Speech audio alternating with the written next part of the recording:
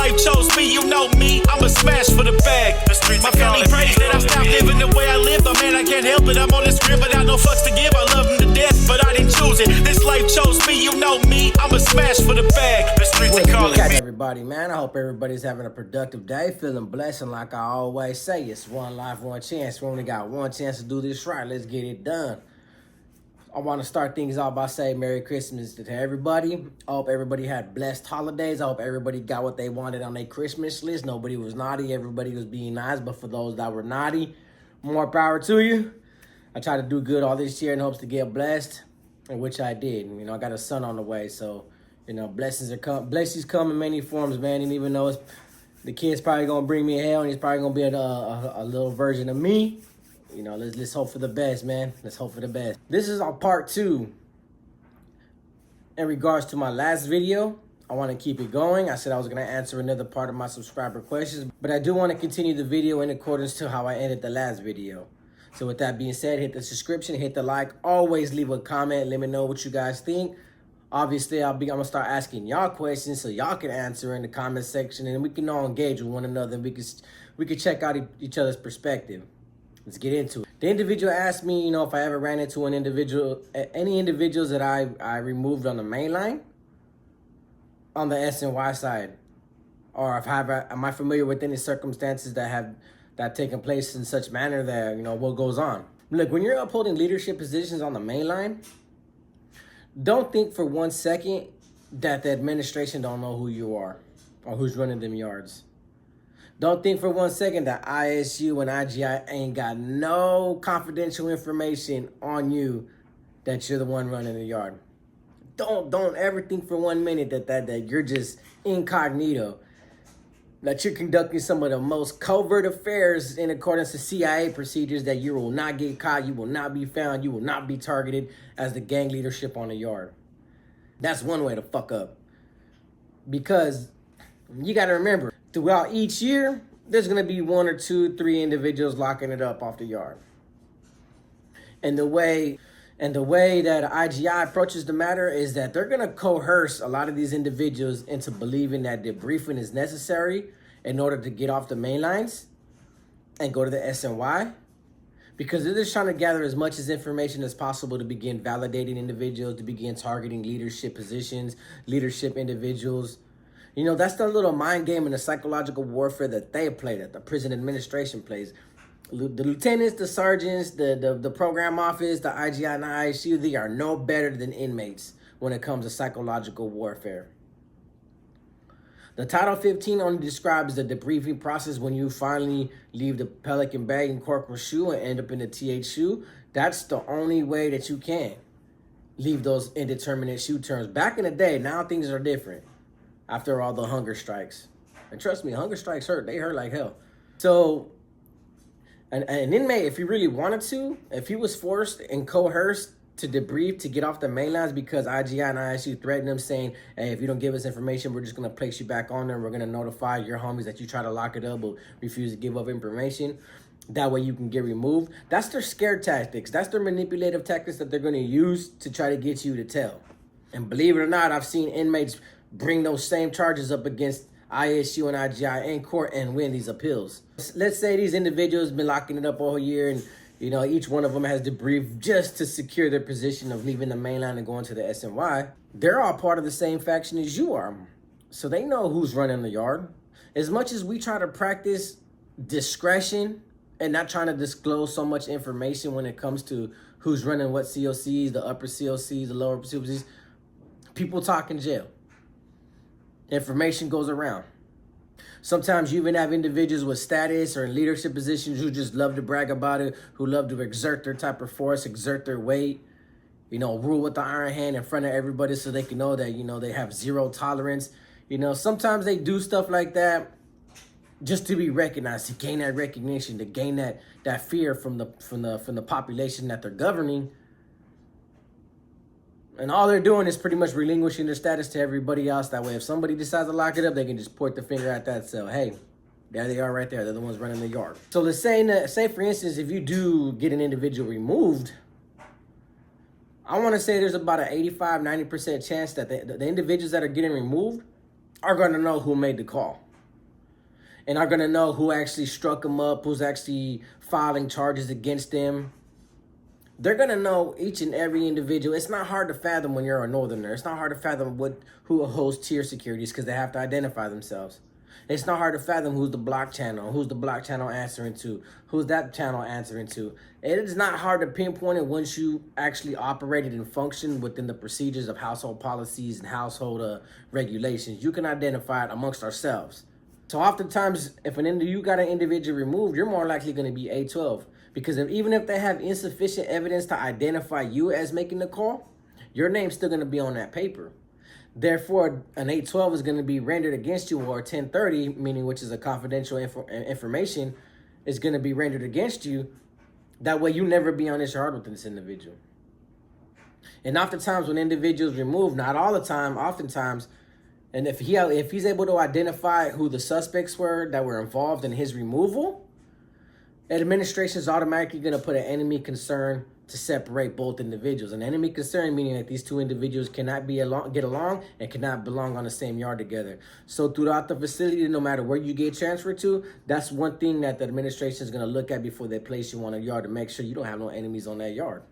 The one thing I can point out to you guys is this. On the mainland, it's different. You're going to issue somebody the due process.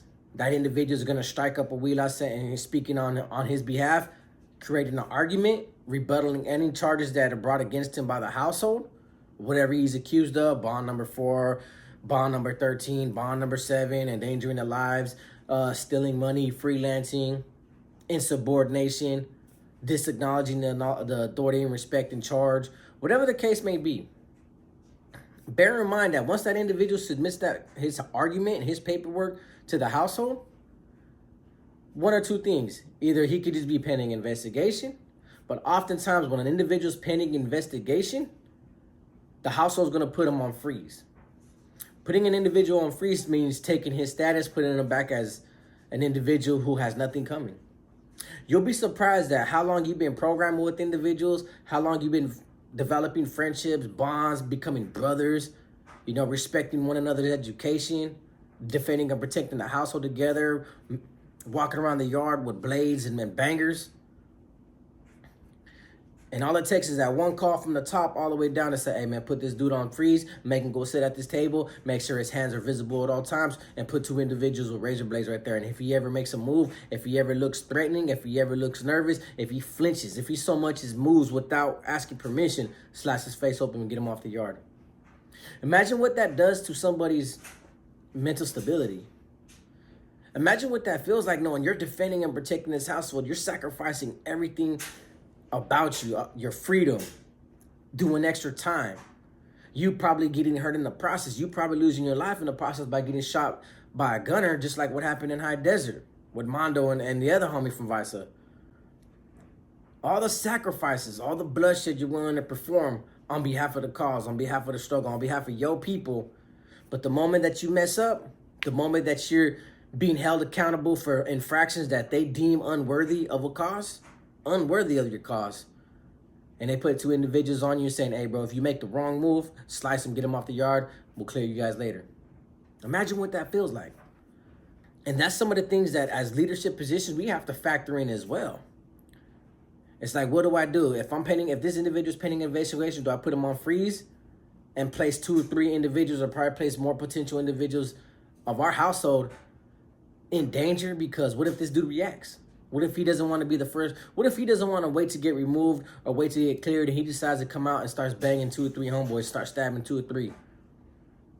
That's my decision. That's my call. Or I can leave him there pending investigation and he's walking around being paranoid, maybe feeling like he does have skeletons in the closet. Maybe he feels like his career is coming to an end and then he engages on a couple of people, our own people. Or he can engage on the Southerners or blacks and start a war on his way out the door. Or he might just lock it up out of paranoia and just tell on everybody, not knowing what information he obtains up here, and brings the household down. You got to factor all that in when you're investigating somebody. You got to factor all that in when you put somebody in that position, whether or not they can lose their career at any given moment. especially when you're trying to file charges against them and get this individual removed. You don't not only put your leadership position at risk, you put the household position at risk, and you put that individual's life at risk, as well as everybody else. But people don't really get it, and people don't comprehend the severity when it comes to these leadership positions and removing somebody. I haven't had the privilege of removing somebody and being on the yard with them later on down the road. But on SNY side, the Playboy committees run different.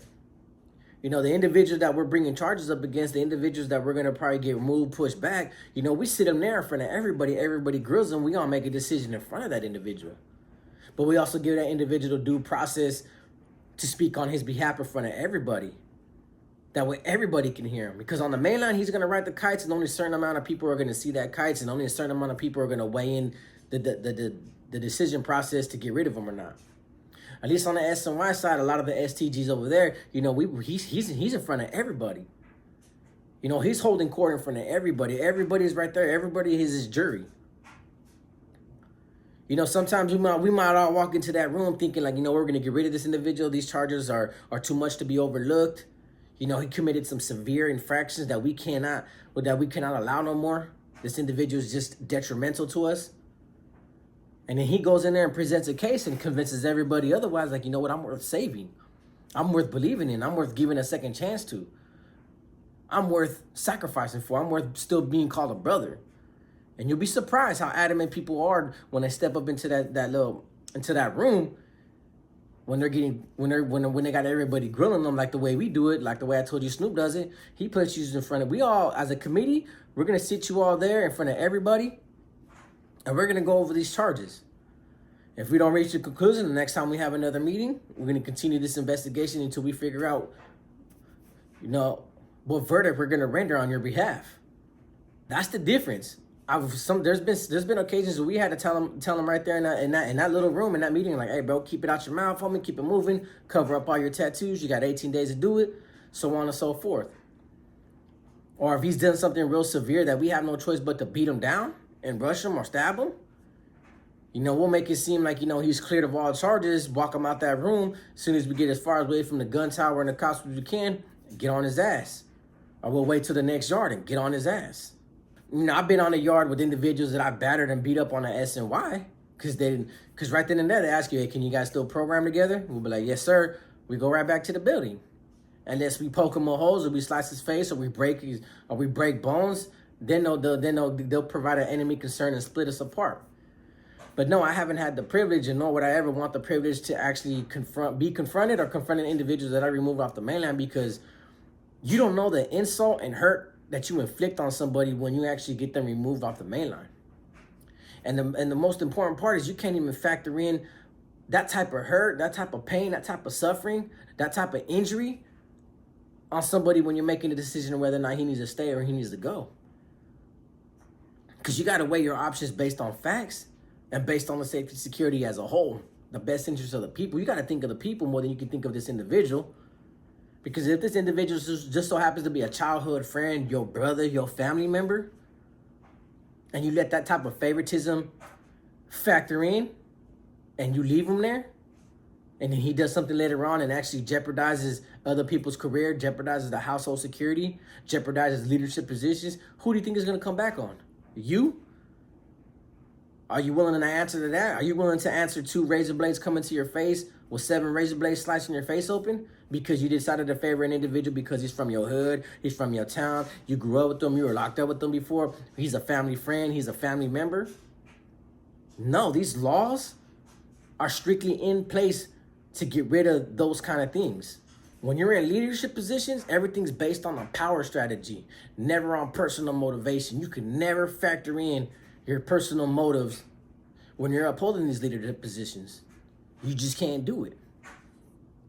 Even on the SNY side, a lot of us go in there, man, like I said, we conduct ourselves a little different. Ain't no leadership positions. We're all equal shareholders. So we all have input. We all have say-so. But imagine when we all vote and it's the majority rule saying get rid of this individual, but you're part of the minority vote where you're like, man, we can save this individual, bro. It's not even worth getting rid of them for that.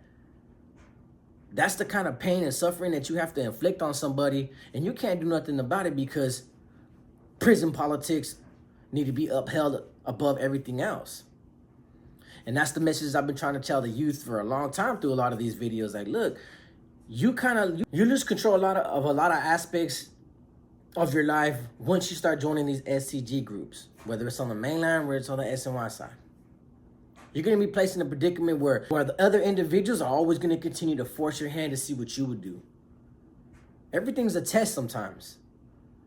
Just like I had to beat up the homie Bam Bam from VCP, childhood friend. But he was either a childhood friend or my own career because he was in my building and the homies looked at me like, hey, bro, if you don't take care of it, we're going to take care of it. Then we'll take care of you. I can tell you guys right now, you guys don't want to be placed in these predicaments when you're on the main line and you get a kite under that door saying, hey, bro, at next yard, take your bang around, slice this fool's face, hit him in the neck 10 times, stay on him, make sure that he's demobilized. Even if you have to get shot by the cops, stay on him. So this whole time you've been programming for the last 2-3 years, doing everything you need to do in order to present a good case to the parole board, or maybe your date's just right around the corner, and you just get a knock on that door and a kite underneath the door saying, hey, bro, next yard, man, you got to bang this dude out. So now you're going to go to the hole for a year, 2-3 years, go to the shoe, and then out of nowhere, you're going to get another piece of paper during mail call saying, hey, man, the DA picked up your case. You're going to be going to court on such and such date, pending charges of assault with a deadly weapon or attempted murder. So now your 3-year, now that date that you were looking forward to that was so close, just ended up being extended by 5, 7, to 10 years. And half the time, you might not even know why this individual got removed. Because individuals on the mainland will get removed without the household knowing. And then come back and then the COC, the upper leadership's going to circulate a filter saying, hey, these are the charges this individual is facing. This is the case. These are the factors. This is the conclusion we reached. This individual got removed on this day pending these charges of these accusations. And then they're going to remind the people like, hey, if you guys commit these kind of infractions, these are the results. So imagine that. You got the household leadership positions sending a filter out. Pretty much with subtle threats. Telling everybody else, make these same mistakes, this is going to happen to you. Because that's pretty much what's happened. That's the common practice. After every removal, we circulate a filter to everybody. So that way, if they ever go to another facility, this individual lands there, they know what charges he was facing. But to me, I looked at it like it was subtle manipulation. It was subtle tactics of threats. It was a reminder of what could happen if you make that same mistake this individual made. So instead of looking at the people and then just trying to encourage them like, hey, bro, let's try to do better. Let's not be like this individual. Let's not make the same infractions as this individual. No, you get reminded with a filter saying, hey, go ahead and make that same mistake, and you're going to get blasted just like this individual is going to get blasted. Imagine what that feels like.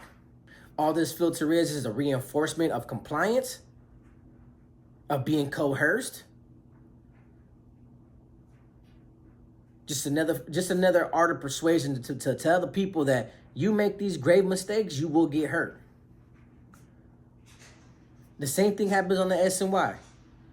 The moment we remove one of our own, we go back to the next committee, we go back to the next meeting, and we start reminding these individuals, hey, look what happened with this individual when he made this flaw, when he made this error, when he made this infraction, he got his ass beat. We had to jump him. We lost 3 homeboys for the sake of one individual who couldn't get his shit together.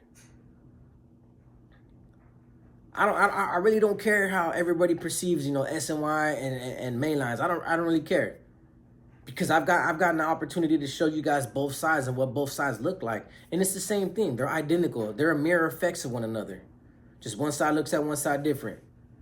But instead, what I'm trying to show the individuals that are watching is some of these kids that think it's okay, that prison's okay, that these prison politics and these street politics on the streets, are worth glorifying and worth pursuing. Go ahead. Because it's not going to matter what side you're on. You're never going to have full control of your life. You're never gonna have full ability to do what you want, when you want, how you want, because you might not even join these SNY groups or these mainline groups, these STG, should I say?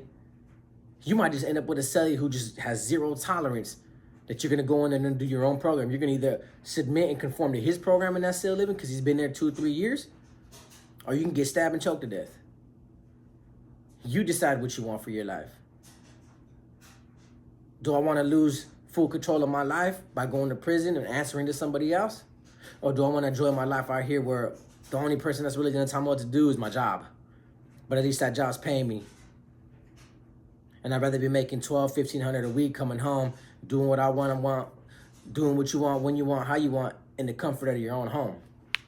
Because I'll tell you what, when you're sitting on that, when you're at home sitting on that sofa, you know, playing that PS5, it's a hell of a lot better than sitting in that cold steel bunk with one blanket, a flat suicide mattress, staring at TV, watching ABC, watching the dumbest show you ever thought you could ever watch. Well, with that being said, man, thank you guys for the video. I hope you stay tuned for more video, for more content. Like I always say, it's one life, one chance. We only got one chance to do this right. Let's get it done.